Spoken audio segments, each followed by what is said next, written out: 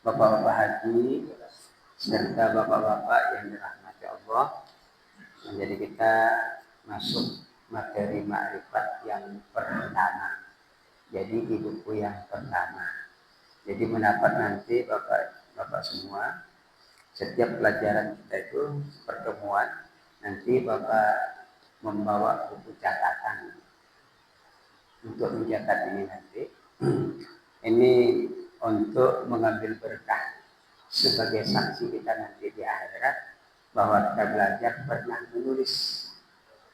Yang kedua, manfaatnya apabila tidak kita tulis, misalnya kan kita ada kesibukan, jadi kita tidak datang, jadi kita tahu bahwa pelajaran kita itu ada tertinggal. Kalau begini tidak tahu kita nanti pelajaran kita keberapa itu tidak tahu. Jadi setiap pelajaran kita ini, satu buku ini nanti ada 22 materi. Ada 3 buku ini. Buku pertama ada 22 materi. Berarti 22 kali pertemuan. Nah, jadi kita catat materi 1, nah, kemudian materi 2. Nah, sehingga kita kalau misalnya masuk semua, nah itu tahu nanti. Nanti kami kan bertanya, saya lupa pelajaran kita ini sudah sampai di mana. Dengan lihat Bapak lihat catatan yang kelima, berarti yang keenam yang belum.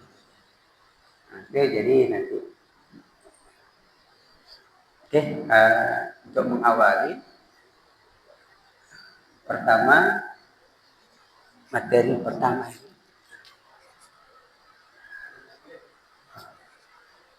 Materi pertama adalah isim jami dan isim mani.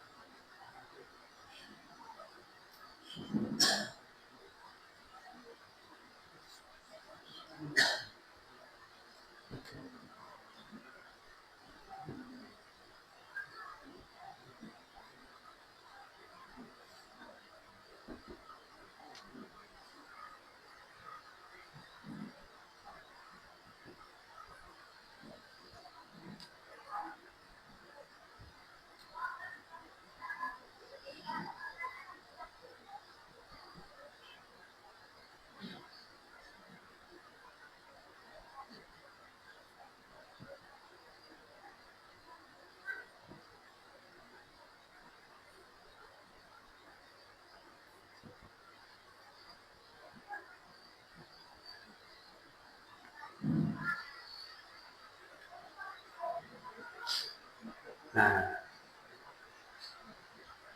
jadi pelajaran ini adalah untuk cara kita bermusyahadah.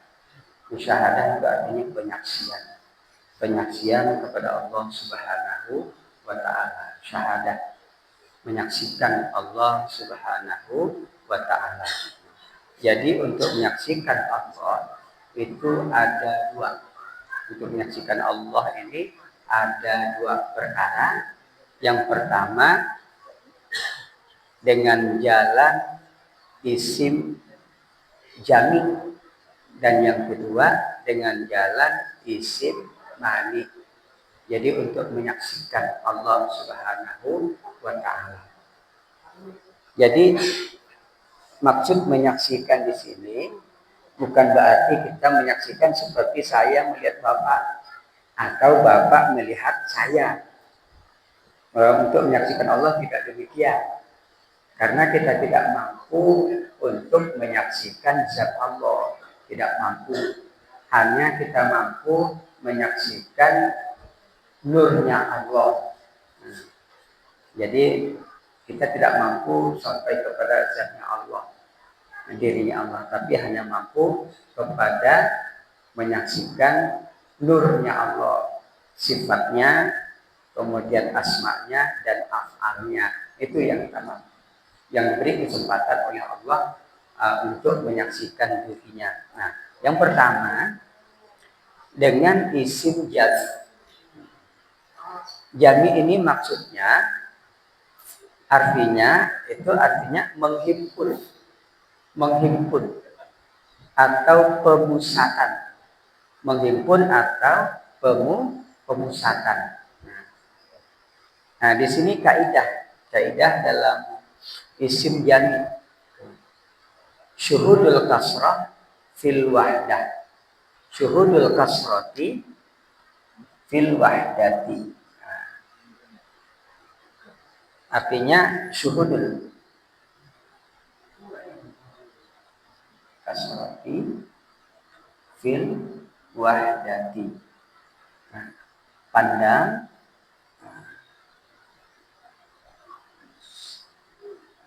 yang banyak pada yang satu.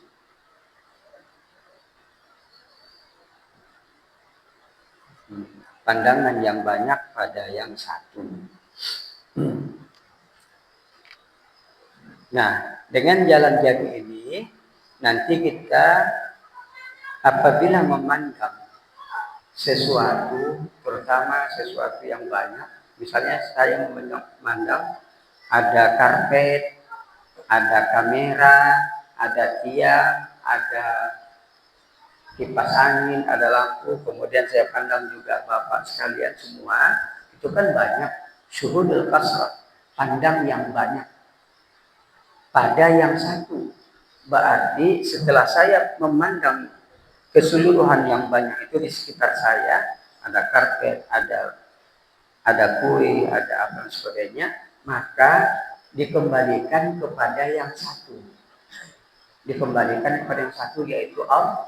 Nah, syuhudul kasrah fil wahdah, pandangan yang banyak, maka ditanggapi dalam hati, kembalikan kepada yang satu, maka yang satu itu adalah Allah.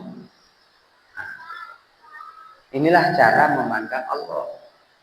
Cara memandang Allah. Misalnya kita melihat orang itu sangat sabar sekali. Sabar.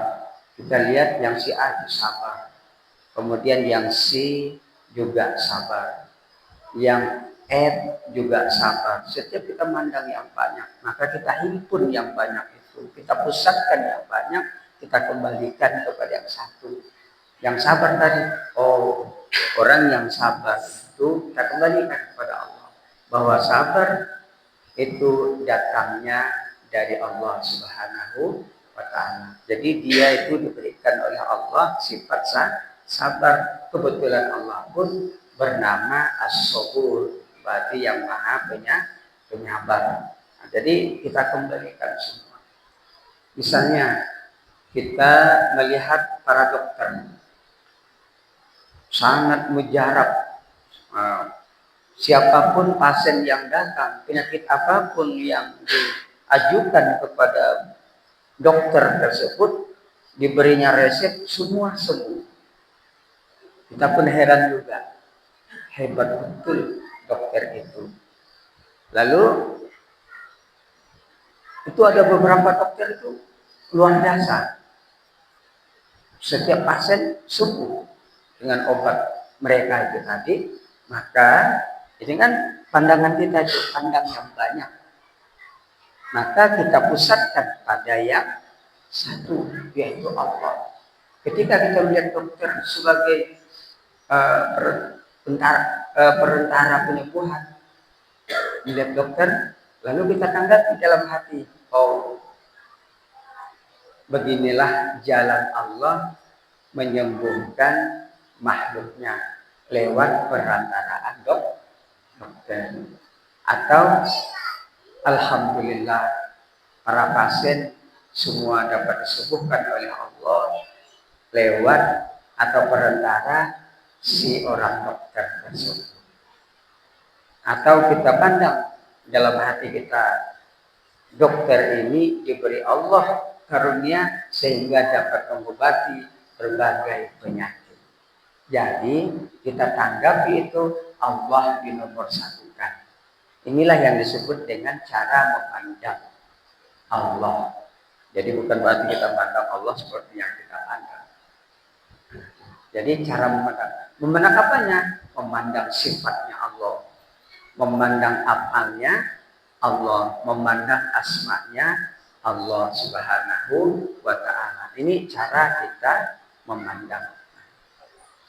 Misalnya melihat orang yang sangat kuat, mobil truk yang isinya batu semua, kemudian diangkat dengan begini, terbalik mobil truk tersebut. Kita memandangnya, maka tanggapilah, kembalikan kepada Allah bahwa kata kita dalam hati bahwa si A diberikan kekuatan oleh Allah Subhanahu wa ta'ala sehingga dapat mengangkat mobil dan menjatuhkan mobil yang sangat berat. Jadi jangan dipandang orangnya, Pak. Kalau kita pandang orangnya, kita kembalikan yang orangnya, Allah kita tiadakan, maka kita termasuk syirik. Syirik khafi namanya. Syirik yang tersembunyi. Wah, hebat betul orang itu. Bisa mengangkat mobil, bisa menolak mobil yang seberat itu. Hanya tersekat kita kepada kehebatan orang tersebut, kekuatan orang tersebut, maka kita termasuk syirik.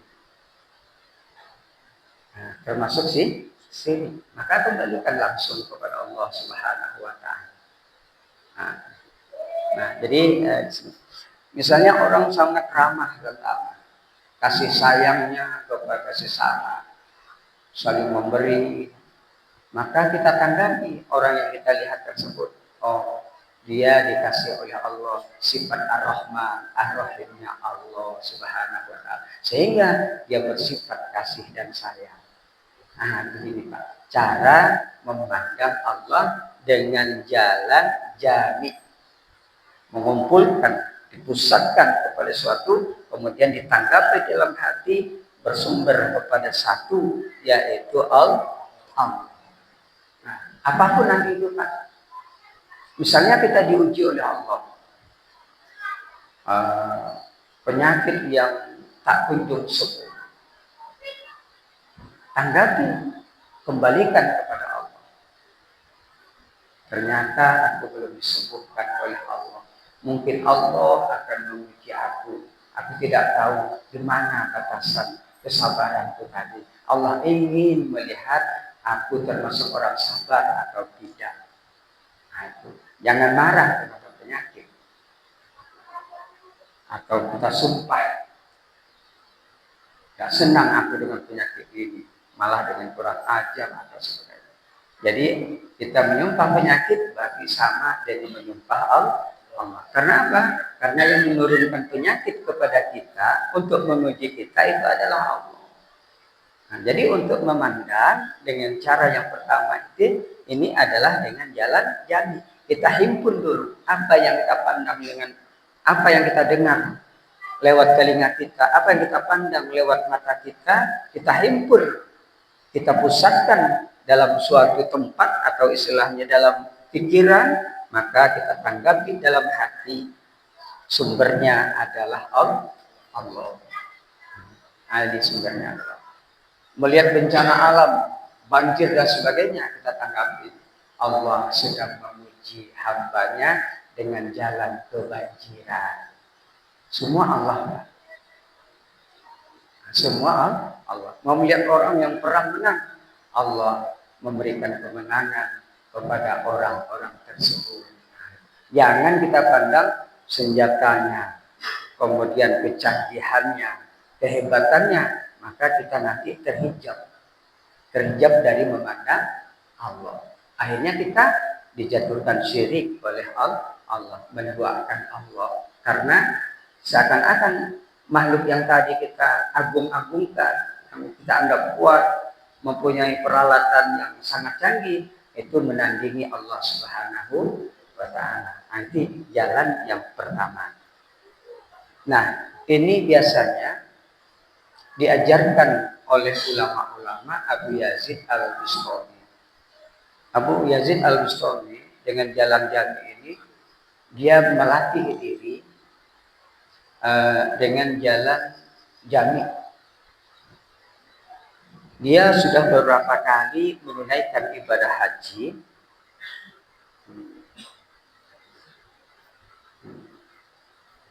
kan? Ibadah haji, tetapi dia memandang, ketika dia memandang Ka'bah, dia hanya melihat Ka'bah saja. Jadi dia menganggap pandangannya itu masih belum benar. Ka'bah kan mestinya ada pemilik Ka'bah, yaitu Allah. Lalu dia berhati, oh ini pandanganku belum benar. Dilatih, pulang, berburu lagi, kemudian memperbanyak riyadhah ibadah kepada Allah, memperbanyak zikir kepada Allah agar pemusatan langsung kepada Allah, lalu pergi lagi menunaikan ibadah haji tahun berikutnya. Lalu ketika dia tawaf, dia memusatkan hanya ke Ka'bah. Ketika dia tawaf melihat Ka'bah, ternyata ada dua, yang terpandang Ka'bah dan yang punya Ka'bah, yaitu nur yang punya Ka'bah. Nurnya, oh pandanganku masih belum benar, harus total. Lalu pulang dari ibadah haji, kemudian melatih diri lagi, beribadah, bertanya kepada gurunya bagaimana caranya, lalu akhirnya kembali lagi tahun berikutnya. Lalu apa yang terjadi? Ketika dia memandang Ka'bah, Ka'bah sudah tidak lagi terpandang, yang terpandang yang punya Ka'bah, yaitu Allah. Ini adalah Abu Yazid Al-Bustami. Jadi dia sudah merasa bahwa di balik Ka'bah itu adalah Allah. Jadi mata hatinya sudah terbuka, terbuka. Nah, kemudian ada juga ulama yang melatih diri untuk bermusyahadah kepada Allah dengan melihat tulisan Allah,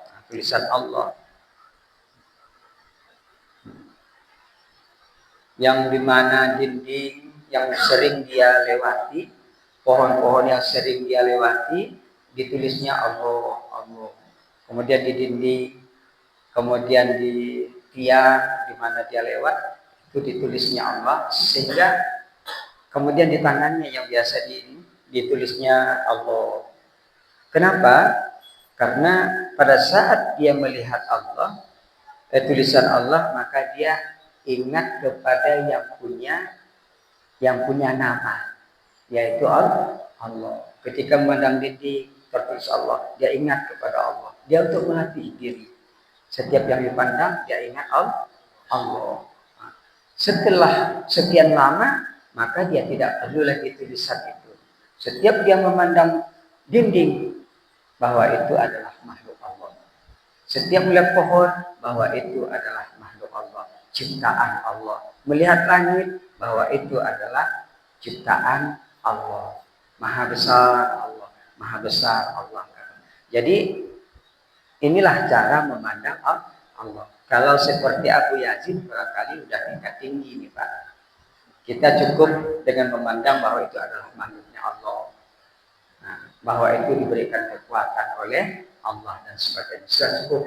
Nah, tapi kalau seperti Abu Yazid hanya melihat cahayanya Allah yang meliputi Ka'bah. Nah, ya. Itu bisa terjadi kepada kita, Pak.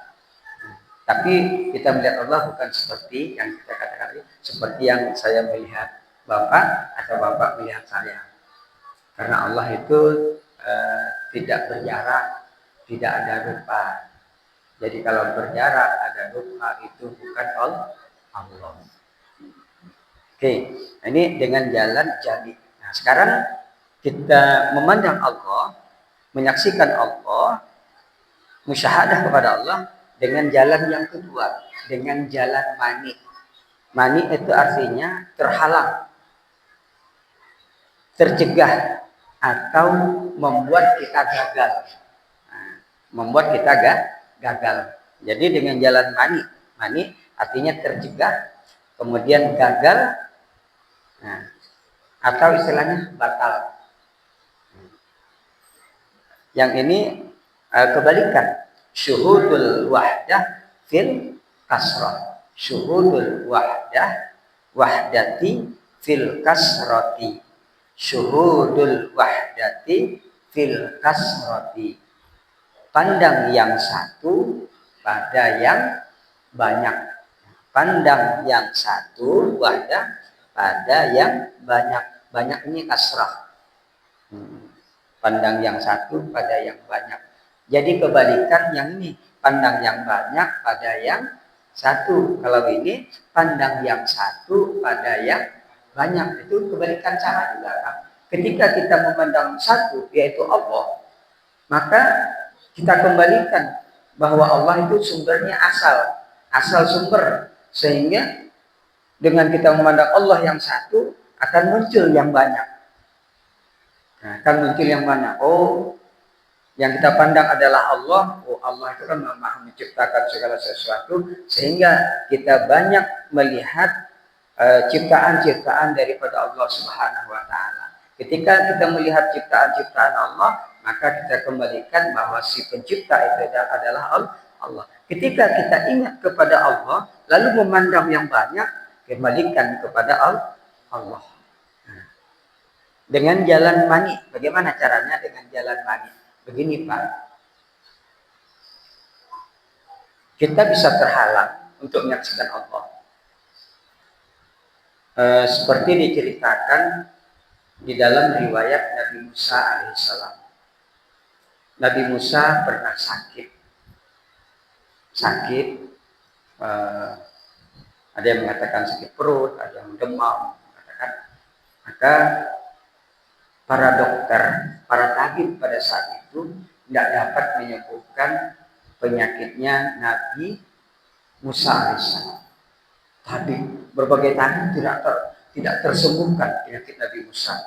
Lalu Nabi Musa itu bertanya kepada Allah, wahai Allah, satu-satunya Nabi yang bisa berbicara langsung kepada Allah adalah Nabi Musa. Nabi Muhammad bisa juga ketika berada di Sidratul Muntaha waktu Isra dan Mi'raj. Ya Allah, kenapa aku tidak sembuh-sembuh? Padahal sudah berobat dengan dokter atau dengan para tabib. Bagaimana ya Allah cara kesembuhanku ini? Apa obatnya? Lalu diberitahu oleh Allah. Obatnya adalah daun ini, setelah itu kau olah, setelah itu kau minum. Nah, itu udah diajarkan oleh Allah. Lalu dilaksanakanlah. Ambil daun yang diperintah Allah, kemudian diolah, langsung diminum. Minum kontan Pak. Dalam beberapa menit sembuh total. Dia bersyukur pada Allah, alhamdulillah ya Allah. Maka dia itu tidak mani, tidak terhalang. Dia dapat menyaksikan Allah karena Allah yang membuatnya sebagai orang yang disembuhkan. Tidak lama kemudian, setelah berapa bulan atau berapa tahun itu, lalu dia sakitnya yang sama, kambuh kembali. Sakit, seperti sakit yang dahulu. Lalu dia teringat dengan obat yang diberitahu oleh Allah. Langsung dia tidak bertanya lagi kepada Allah. Langsung ngambil daun yang pernah dulu diambil. Ambil, kemudian diolah seperti yang dulu. Setelah itu diminum. Berapa menit, berapa jam, tidak sembuh-sembuh. Besok juga tidak sembuh-sembuh. Lalu dia heran, kenapa tidak sembuh ya? Padahal penyakitku sama, obatnya sama. Lalu bertanya kepada Allah, ya Allah, kenapa aku setelah minum obat seperti yang kau beritahukan dulu tak sembuh-sembuh ya Allah? Padahal sakitku sama. Apa jawab Allah? Karena kamu meninggalkan aku, wahai Musa. Kamu sudah tidak ingat lagi kepada aku Musa, tapi ingat kepada obat yang kuberitahukan itu. Berarti kamu percaya kepada obat, bukan percaya kepada aku Musa. Inilah Pak yang disebut dengan mani, terhalang untuk menyaksikan Allah. Kenapa? Karena kita makhluk yang kita lihat, tapi bukan di sebalik makhluk itu adalah Allah. Itu yang seperti ini. Banyak yang kita begini Pak, bisa syirik kita Pak. Nah, kita sembuh makan obat ini. Lalu orang yang sama langsung kita tanyakan, ini makan, ini sembuh nanti kamu nih, ini obatnya mujarab nih. Maka sebenarnya kita terhalang untuk menyaksikan Allah. Mestinya insya Allah ini akan sembuh bila Allah menghendaki. Nah, itulah. Kita nanti melihat dokter yang sebagai menyembuhkan penyakit, semua sembuh, semua sembuh. Apa yang terberikan itu semua sembuh. Maka kita jangan terhalang Bapak Ibu. Jangan sampai mani bahwa dokterlah yang hebat, bahwa obatlah yang mantap, sehingga kita tidak ingat sama sekali kepada Allah Subhanahu wa taala. Maka Allah akan cemburu kepada makhluknya yaitu dokter dan kepada makhluknya yaitu obat. Kita terhalang dari menyaksikan Allah. Tapi tanggapilah bahwa apapun semua datangnya dari Allah. Misalnya orang sakit, Bismillahirrahmanirrahim, kata kita kan, ternyata sembuh dari sakit perut dan sebagainya. Kita jangan sampai takjub dengan diri kita, Pak. Kita pegang orang sembuh, kita bacakan orang sembuh, jangan sampai takjub dengan diri sendiri. Nanti mani itu artinya gagal untuk menyaksikan Allah, tercegah untuk menyaksikan Allah. Malah kita harus bersyukur. Alhamdulillah, dengan kupegang demikian Allah langsung menyembuhkan si A, si B, si C. Berarti Allah memberikan kepadaku karunia dan karunia kesembuhan kepada orang yang aku pegang. Insya Allah selamat dan kita bisa menyaksikan Allah sebagai penyembuh. Demikian juga orang yang kaya yang memberi kita, jangan dipandang orang yang kayanya, tapi pandanglah Allah yang memberikan kekayaan kepada orang tersebut dan memberikan rezeki kepada kita. Nah, alhamdulillah Allah memberikan karunia kepadaku lewat orang yang kaya, dikasihnya aku 5 juta, alhamdulillah, sehingga aku dapat membeli ini, membeli itu. Boleh kita berterima kasih kepada orang, boleh. Terima kasih bos, terima kasih. Tapi dalam hati, terima kasih bos, tapi juga kepada Tuhan yang memberikan wasilah. Nah, wasilah. Jadi jalan Allah memberikan rezeki itu tidak langsung berliku-liku. Prosesnya itu sangat panjang, Pak. Untuk sampai ke kita ini sangat panjang proses. Bayangkan Allah memerintahkan malaikatnya yaitu bukan yang memberi rezeki, Mikail. Mikail pun tidak bisa langsung ini Pak. Lewat orang yang pertama yaitu bos. Bos itu di bawah bos lagi. Di bawah bos lagi. Anak bos, kemudian bos lagi, akhirnya baru sampai ke kita. Jangan kita memandang ini, jangan memandang ini, jangan memandang ini, tapi pandanglah ini. Allah yang memberiku rezeki, alhamdulillah, lewat si A, lewat si B, lewat malaikat yang diperintah oleh Allah. Allah dulu, jangan yang di bawah, supaya kita tidak mani itu artinya terhalang dari menyaksikan Allah Subhanahu wa taala. Nah, ini cara kita memandang Allah. Kalau ini sudah terbiasa menjadi pikiran dan hati, melekat pada hati dan ruh kita, insya Allah apa yang kita pandang seluruhnya tetap kepada Allah. Melihat ini, oh ini makhluk Allah semua ini. Melihat orang yang kuat, oh dia diberikan kekuatan oleh Allah. Melihat orang yang kaya, dia diberi rezeki oleh Allah. Melihat orang yang suka mendharma, berarti sifat Allah diberikan kepada dia sehingga dia sangat pemurah kepada orang lain dan sebagainya. Insya Allah dengan jalan demikian kita selalu ingat kepada Allah dan kita ingat kepada Allah berarti zikir kepada Allah. Kalau zikir kepada Allah tidak hanya menyebut, tapi cukup dengan mengingat dan merasakan kehadiran Allah, maka itu termasuk zikir. Nah, zikir tidak hanya la ilaha illallah itu lisan.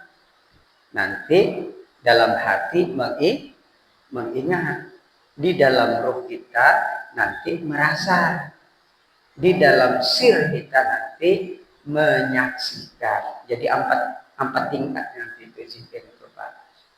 Menyebut, mengingat, merasa dan menyaksikan. Tapi awalnya memang harus menyebut dulu sampai berbuih-buih kata Nabi.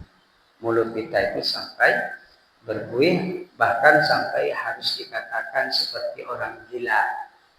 Selalu menyebut nama-nama Allah Subhanahu wa Ta'ala. Tapi jangan sampai gila benaran Pak. Nah, kalau gila menyebut nama Allah itu bagus, tapi kalau gila benaran itu yang susah. Oke, bisa dipahami Pak? Nah, kalau sudah bisa ya kita cukupkan. Kita cukupkan dulu. Insya Allah kita lanjutkan ke yang akan datang pertemuan insya Allah ke materi yang kedua, yaitu tentang fana dan bako, tentang fana.